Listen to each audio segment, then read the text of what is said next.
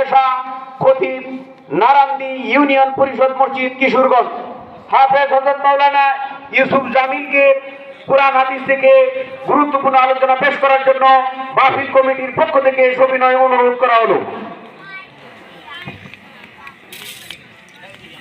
السلام عليكم ورحمة الله وبركاته.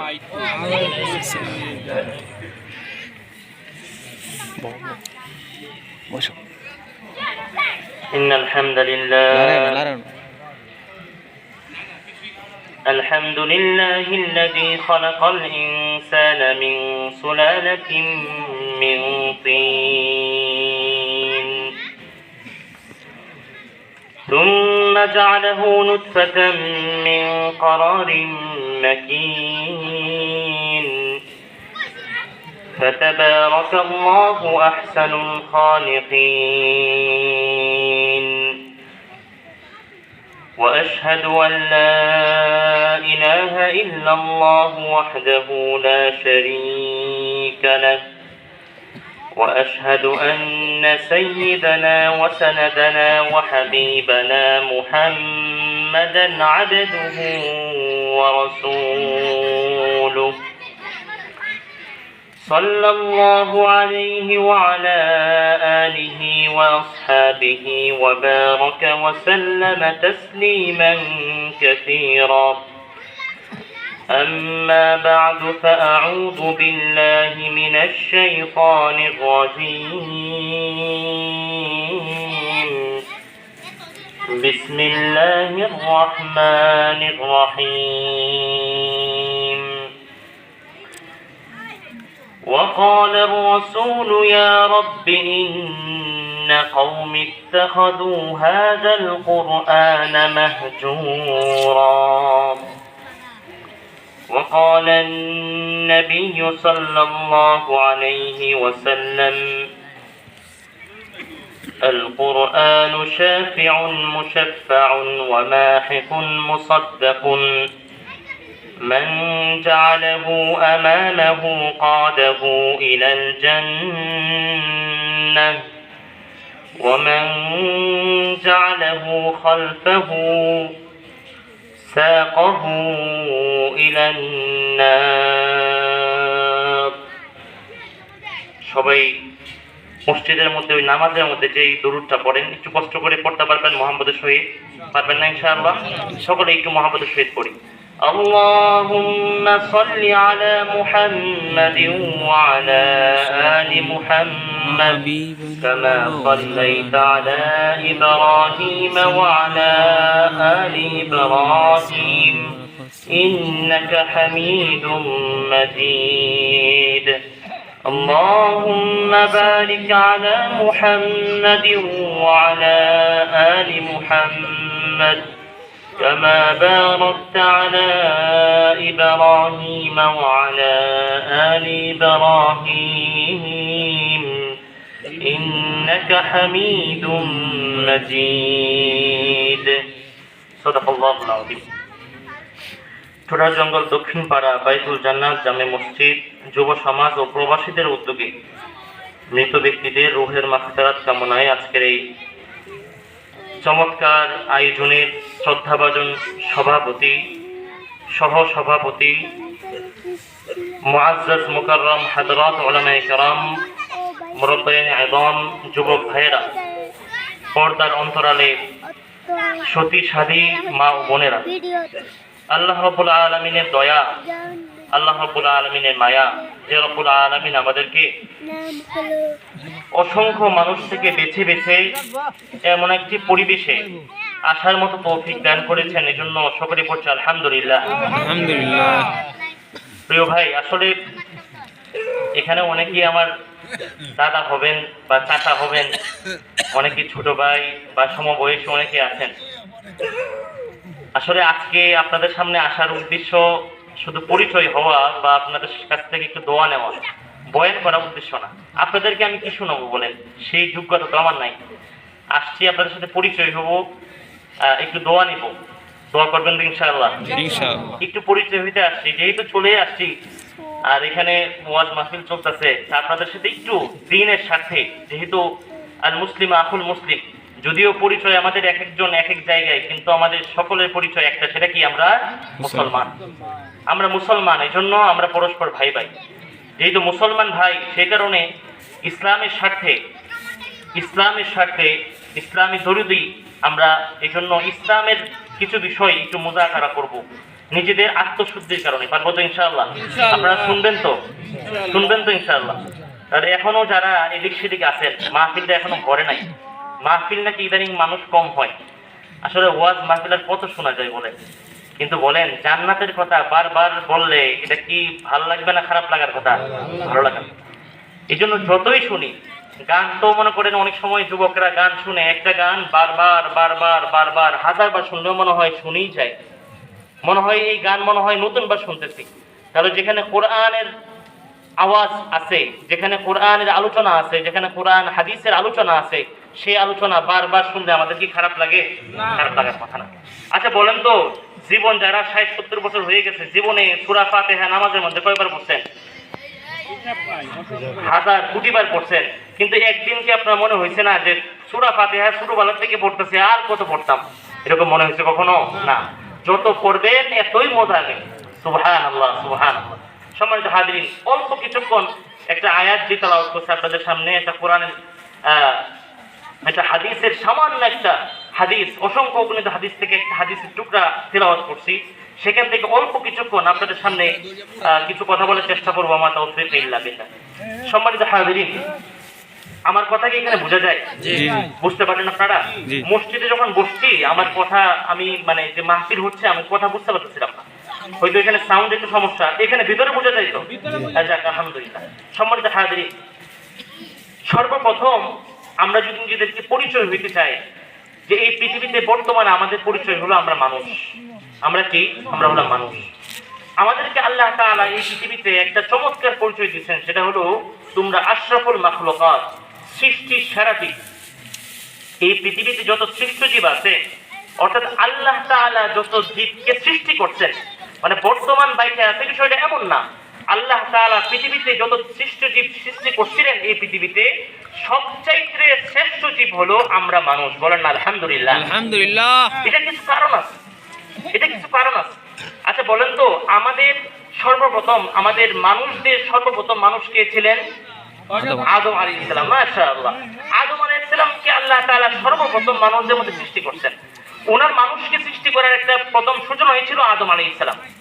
তো আদম আলাইহিস সালাম যে আল্লাহ তাআলা সৃষ্টি করবেন, এই সৃষ্টি করার আগে আপনারা সকলেই জানেন, পরামর্শ করছিলেন ফেরেশতাদের সাথে। বলছিলেন না?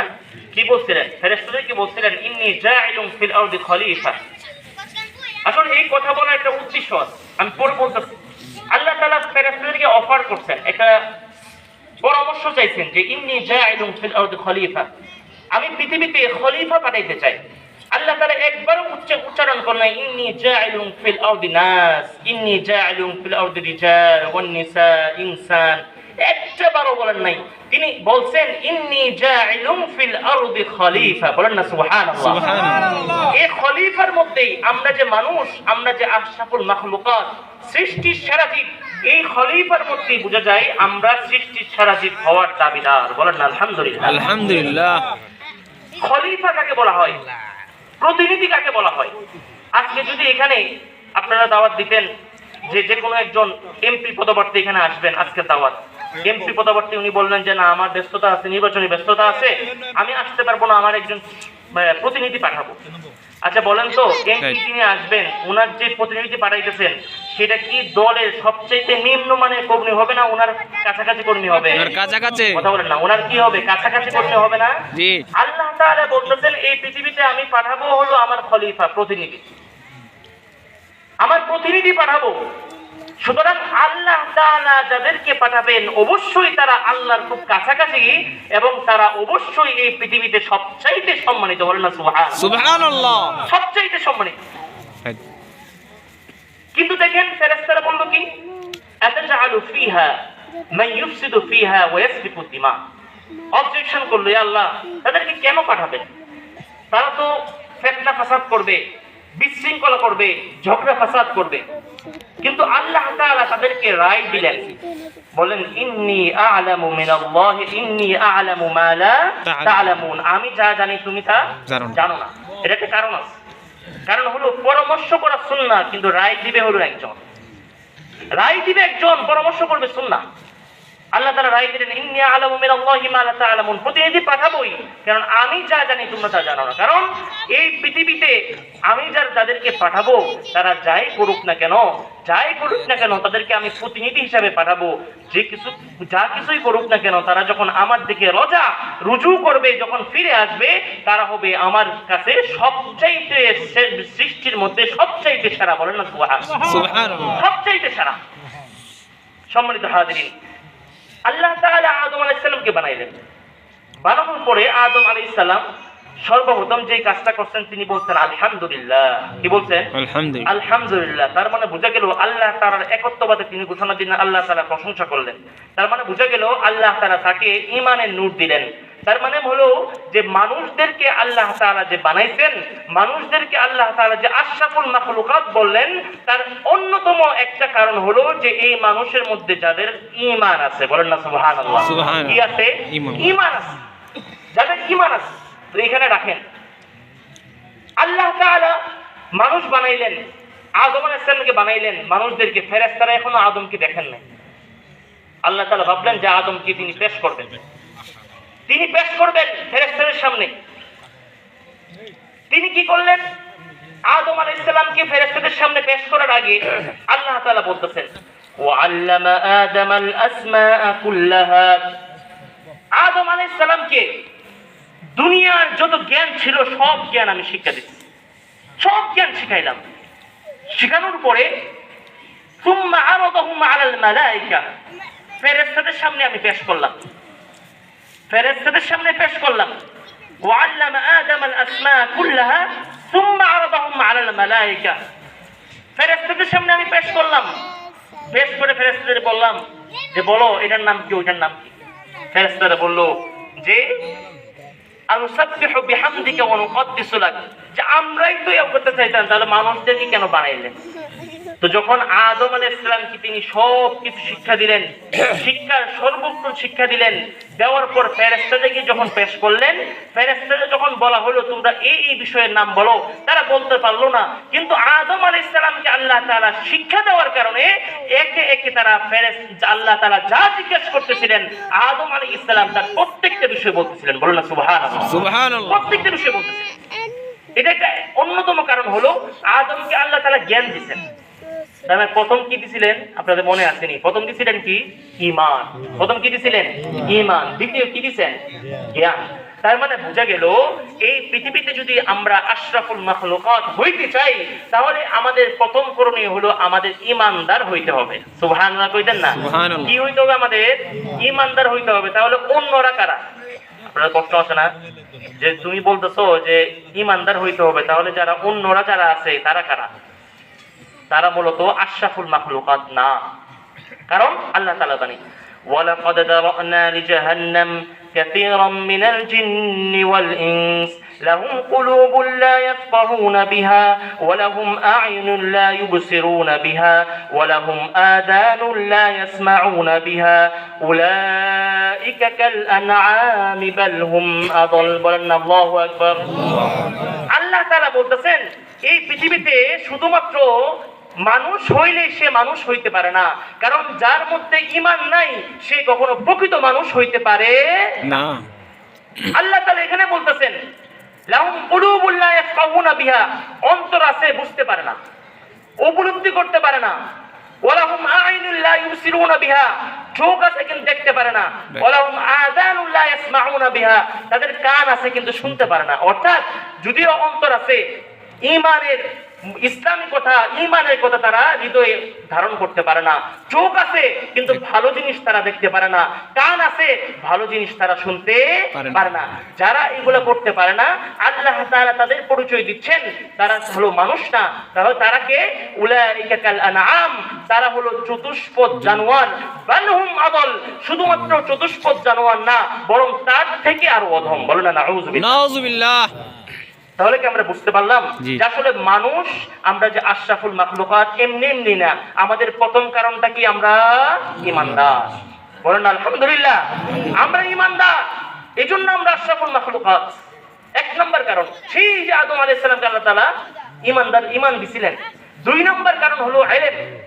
তার মানে বোঝা গেল আমরা যদি এই পৃথিবীতে আশরাফুল মাখলুকাত হইতে চাই, আমরা যদি এই পৃথিবীতে আশরাফুল মাখলুকাত হয়ে নিজেদেরকে পরিচয় দিতে চাই, তাহলে আমাদের ইলম অর্জন করা আমাদের জরুরি। কি অর্জন করা জরুরি? ইলম। কথা বল না, কি অর্জন করা জরুরি? ইলম অর্জন করা জরুরি। আপনারা যারা ছোট ছোট বাচ্চারা যারা আছে এই যে মক্তবে পড়ে, তারা দেখবেন ওই একটা হাদিস পড়ে, তলাবুল ইলমি ফরিদাতুন আলা কুল্লি মুসলিম। শুনেন না আপনারা? এটা কিন্তু সহিহ হাদিস। তলাবুল ইলমি ফরিদাতুন আলা কুল্লি মুসলিম, যে প্রত্যেক মুসলমান নরনারীর উপর প্রয়োজনীয় জ্ঞান অর্জন করা ফরজ। শুনছেন না আপনারা? শুনছেন তো নাকি? শুনছেন তো? প্রয়োজনীয় জ্ঞান অর্জন করা প্রত্যেক নরনারীর উপর ফরজ। এখন প্রয়োজনীয় জ্ঞান কোনটা?